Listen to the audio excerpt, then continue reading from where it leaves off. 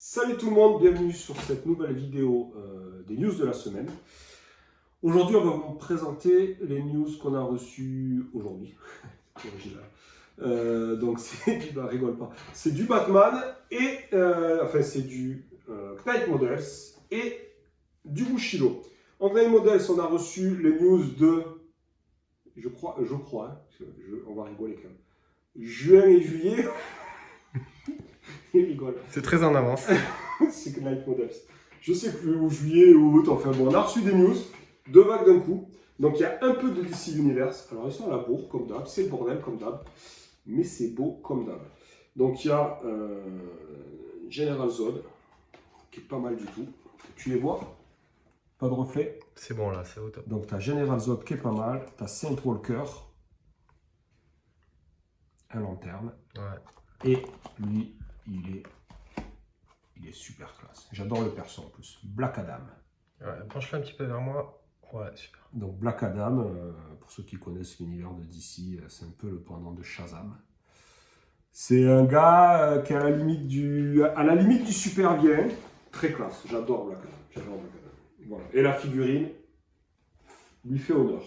On a reçu dans leur nouvelle collection, ils appellent ça Classic TV Series. Donc là, on a reçu une petite Catwoman.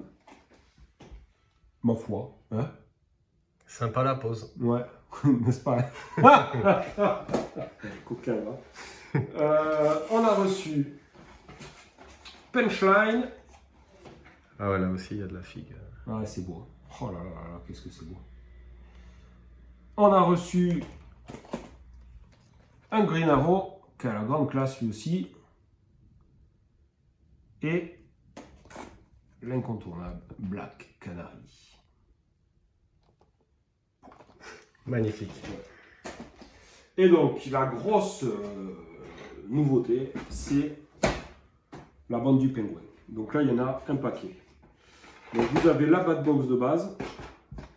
Alors, je vais plutôt la montrer de dos. Hop, donc la Batbox du pingouin. Donc c'est le pingouin avec son crew, son équipe, son gang. Ouais, si tu peux pencher un petit peu vers moi. Ah, super.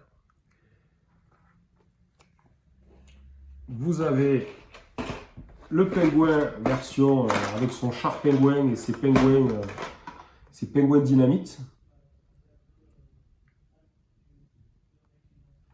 Vous allez avoir la boîte des associés du pingouin. Je ne me souviens plus de leur nom. Ma culture d'ici on prend un coup, j'avoue. Donc c'est les seuls dans la boîte du pingouin, en partie, qui ont des super pouvoirs, on va dire.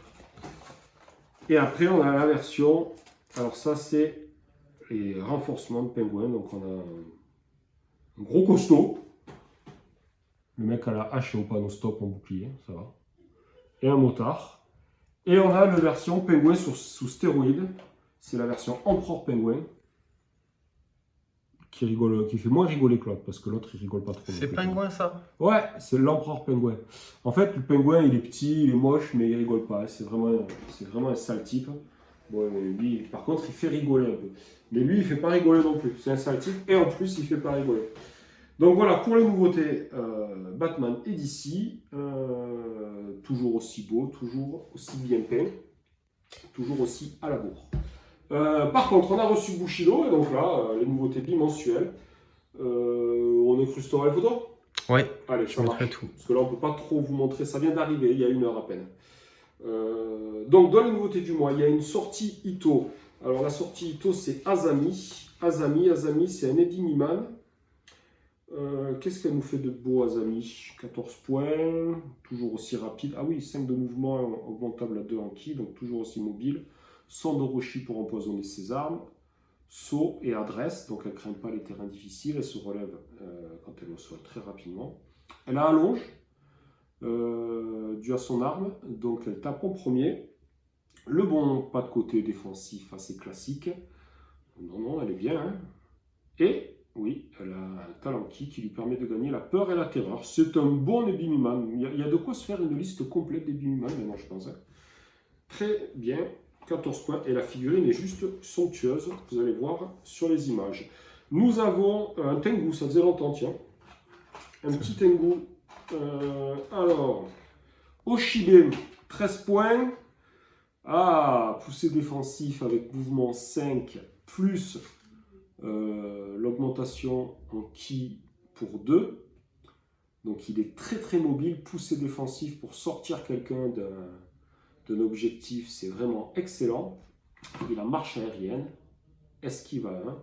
Donc esquive à 1 combote bien avec poussée défensive, plus que vous allez pouvoir faire rejeter un dé de votre adversaire. Donc vous pouvez l'engager. Vous engagez un adversaire au corps à corps ou il vous engage au corps à corps. Mais il est plus logique que vous l'engagez grâce à son mouvement. Vous jouez tout sur la défense et défense réussie, vous le sortez de l'objectif grâce à la poussée défensive. Ça c'est très intéressant. En plus il a un pouvoir ki qui s'appelle fléchette qui lui permet de se déplacer de nombre de pouces égal à sa statistique mouvement, donc de 5 pouces. Donc le gars est très très très mobile. Très mobile, un bon bouchi. C'est bien. Ah, un Minimoto. Alors, un Ashigaru Minimoto avec un porte-étendard. Là encore, la figurine est sublime. Donc, c'est un classique des Minimoto, on va dire. Pas mal de points de vie. 3 en combat, 4 en mouvement. Une arme qui cogne fort. Une poussée offensive. Armure à 3. Voilà, un Minimoto toujours indomptable, inébranlable, résistance à 2. Donc, bonne chance pour l'apeurer. Voilà, ours solitaire au cas où il se retrouve à plusieurs contre 1.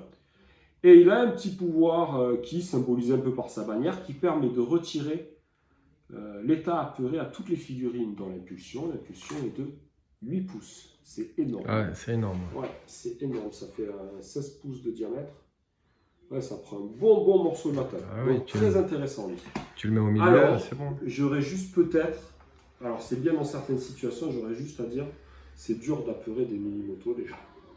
C'est vrai. Alors peut-être que ça fait un peu double emploi, je sais pas. À voir. Mais en lui-même, déjà sans ce pouvoir, c'est pas mal du tout. On a un nouveau Shio, le nouveau clan, le clan de l'aigle.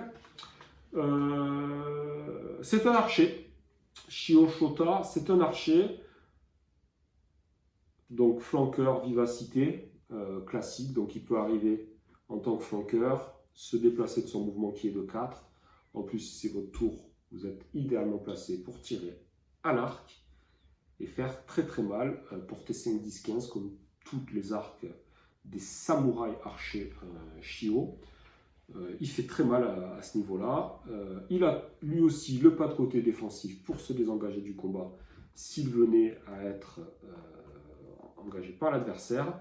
Il a œil de l'aigle. Alors œil de l'aigle, c'est un petit talent qui, ma foi, bien sympa, qui va vous permettre de considérer n'importe quelle distance sur la table comme étant à portée moyenne. Donc autant vous dire, c'est ça, hein? Oui. Voilà, la Il peut tirer sur toute la de table. l'arme à distance de cette figurine est illimitée jusqu'à la fin de l'action. Donc vous pouvez tirer sur toute la table à 5+, avec les modificateurs. Donc ça, c'est très intéressant. Et quand il se sert de son arc, il peut décider, en prenant rechargement plus 1, son arc a déjà rechargement 1, donc il passera à rechargement 2. Mais il peut décider contre ça d'ignorer le couvert, l'état aveuglement, ou même de tirer sur son adversaire sans ligne de vue. Donc bon, en combo avec l'autre, une fois par partie, le type il tire sur n'importe qui, n'importe où sur la table. En fait, c'est un roi de l'embuscade accompagné d'un sniper. Voilà. Ça va piquer. Ah, c'est violent. Les chiots maîtrisés, parce qu'ils ont ce défaut, toujours les chiots, d'avoir que 2 en capacité de combat. Mais maîtrisés, ça va faire très mal. Ensuite, on a un villageois, Rokan, partagé avec son singe. Donc le villageois Taiki, il est à la fois moine et villageois. C'est assez rare, je pense. Oui. Et il est accompagné d'un babouin qui attaque coordonnée avec donc, son maître, ou son compagnon. Les deux sont éclaireurs, non seulement le babouin, indifférence minuscule, bon les classiques, esquive à 2, classique. Alors, il peut s'activer, il a un pouvoir singé qui lui permet de s'activer immédiatement après qu'une autre figurine de votre faction se soit activée. Donc vous allez activer 2 figurines de fil et il va devoir par contre le faire exactement les mêmes actions que la figurine qu'il singe. Et en plus, il va pouvoir copier une défense spéciale, non exceptionnelle, du moine qu'il singe. Ça peut être intéressant à tester sur le champ de bataille. J'avoue que là, de suite, comme ça... Il y a peut-être un petit combo à faire avec une autre figurine. Ouais, faut regarder. Là, je ne le vois pas, là, de suite. Et après, nous avons, pour la préfecture de Ryu, un Ashigaru et son chien. Ses chiens, il y en a 2. Donc il y a rien, classique des Ashigaru de la préfecture, ce qui lui donne la longe, une armure. Il est éclaireur et stratège. Il peut donner l'adresse. Et il a 2 chiens qui ont des capacités différentes. Ça peut être intéressant. À tester. 5 points le chien quand même. Non, voilà. Voilà, à voir. Mais écoutez, c'est un bon mois quand même pour Bushido. On essaiera de tester ça. Ouais. Voir ce que ça donne. Vous pourrez trouver tout ça, si ce n'est pas déjà le cas, dans vos boutiques. Et je vous dis à bientôt pour une prochaine présentation des news.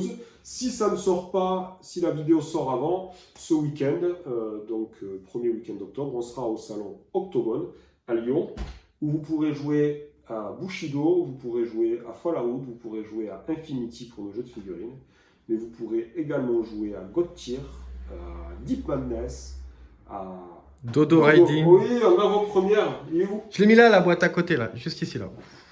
Ah, je me lève. Voilà, Marc. C'est le bordel. Donc, on vous présentera aussi ce petit jeu qui est excellent. Ouais, c'est un régal. Si vous aimez Mario Kart, si vous aimez les coups foireux, si vous aimez vous marrer avec les autres joueurs autour de la table, on a ça testable à Octogone en avant-première. Le jeu devrait sortir en début d'année prochaine. Et voilà, je vous dis, on se voit ce week-end. Ça marche? Salut!